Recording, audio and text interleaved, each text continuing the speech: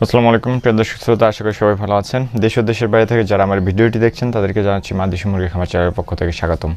আজ আমি আপনাদের সাথে যে বিষয়টি নিয়ে আলোচনা করব সেটি হচ্ছে দেশি মুরগির পাশাপাশি কিভাবে ভ্যাকসিন বা অ্যান্টিবায়োটিক ছাড়া ব্রয়লার মুরগি আপনি পালন করবেন ছেড়ে দেওয়া অবস্থায়। এই বিষয়টি নিয়েই আজ আমি আপনাদের সাথে আলোচনা করব। তার আগে বলি, আপনি যদি আমার ভিডিও প্রথম দেখে থাকেন তাহলে অবশ্যই আমার চ্যানেলটি সাবস্ক্রাইব করবেন এবং সেই সাথে বেল আইকনটিতে ক্লিক দেবেন পরবর্তী ভিডিওর আপডেট পাওয়ার জন্য, কারণ আমি সবসময় দেশি মুরগি রিলেটেড ভিডিওগুলোই আপলোড করে থাকি। তো চলুন শুরু করা যাক। তো দর্শক, আমি একটু আগেই বলছি আপনাদেরকে ভ্যাকসিন বা কোনো রকম অ্যান্টিবায়োটিক ছাড়াও কিন্তু ব্রয়লার মুরগি পালন করা যায়। আমরা যারা খামারে রয়েছি যদি চাই দেশি মুরগির পাশাপাশি কয়েকটি ব্রয়লার মুরগি কিন্তু বাড়িতে পালন করতে পারি একদম ছেড়ে দেওয়া অবস্থায়, ঠিক আছে?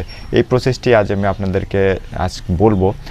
আপনাদের হয়তো অনেকেই এটি জানা নাই যে ব্রয়লার মুরগি অ্যান্টিবায়োটিক ভ্যাকসিন বা কোনো রকম মেডিসিন ছাড়াই কিন্তু পালন করা সম্ভব ছেড়ে দেওয়া অবস্থায়, ঠিক আছে?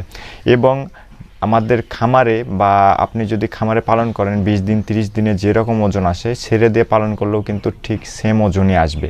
এবং খামারে পালন করলে ভ্যাকসিন বা অ্যান্টিবায়োটিক বা অন্য অন্য মেডিসিন প্রয়োগের পরে 30 দিন পরে যে ব্রয়লার মুরগি আমরা বাজার থেকে কিনে আনি তার যে স্বাদ হবে এবং বাড়িতে পালন করা ছেড়ে দেওয়া অবস্থায় ব্রয়লার মুরগি পালন করে যদি আপনি সেটা মাংস রান্না করে খেয়ে থাকেন তাহলে বুঝবেন যে সম্পূর্ণ স্বাদটা ডিফারেন্ট, ঠিক আছে? অনেক তফাৎ হয় স্বাদের, যেটা আমি নিজে প্রমাণিত এবং আমি নিজে এটি করেছি, যে কারণে আজ আমি আপনাদের সাথে এটি শেয়ার করতে আসলাম।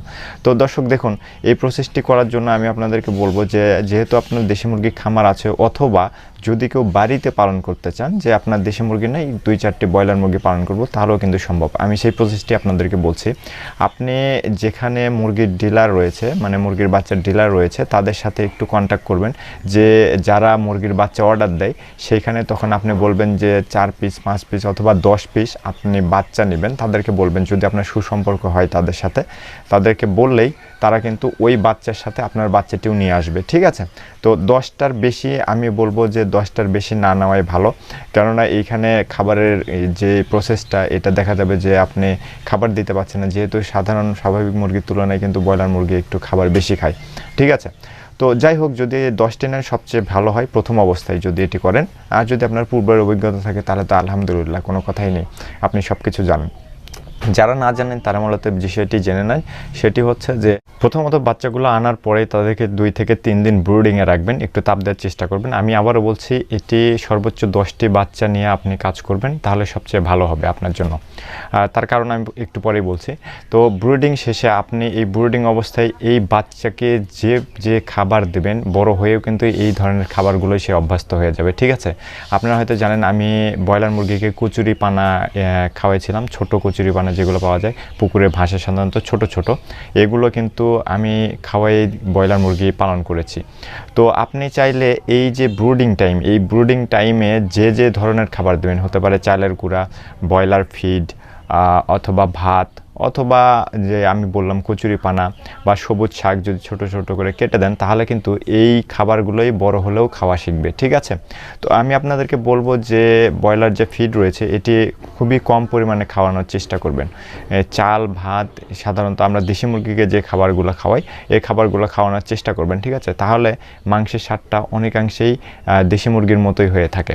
এবং বড় হলে দেখবেন যে একটা মুরগি যখন বড় হয় তখন ব্রয়লার অবস্থায় যে হাঁটতে পারেন বা এই ধরনের সমস্যাগুলো কিন্তু খুবই কম হবে ওই মুরগিটার। দেখবেন যে দেশি মুরগির কাছাকাছি প্রায় তার স্বাস্থ্য একটু মোটা হবে স্বাভাবিকের তুলনায়, কিন্তু দেখবেন যে চলাফেরা ঠিক দেশি মুরগির মতোই হবে।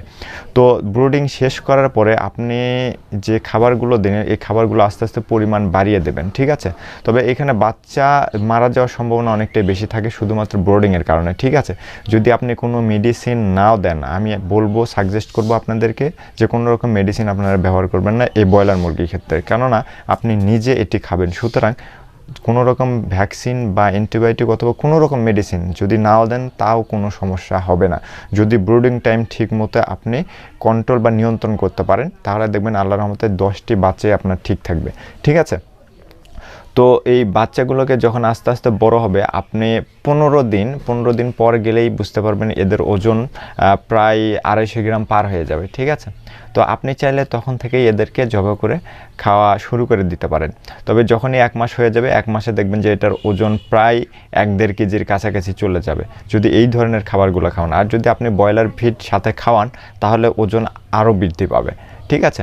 তো 10টা আমি এই জন্য বলেছিলাম 10 পিসের কথা, যে যদি 15 দিন পর থেকে আপনি খাওয়া শুরু করেন তাহলে দেখা যায় যে 1 মাস পরেও আপনার যে 10টা মুরগি এগুলো কিন্তু আপনি খেয়ে শেষ করতে পারবেন না, 2-3টা মুরগি অবশিষ্ট থেকে যাবে এবং এগুলোকে আবার আপনি একটু ওয়েট বেশি করার জন্য বেশি দিন পর্যন্ত পালন করতে পারেন, হতে পারে 2 মাস পর্যন্ত। দেখবেন যে একটা মুরগি প্রায় 4-5 কেজির মতো হয়ে যাবে।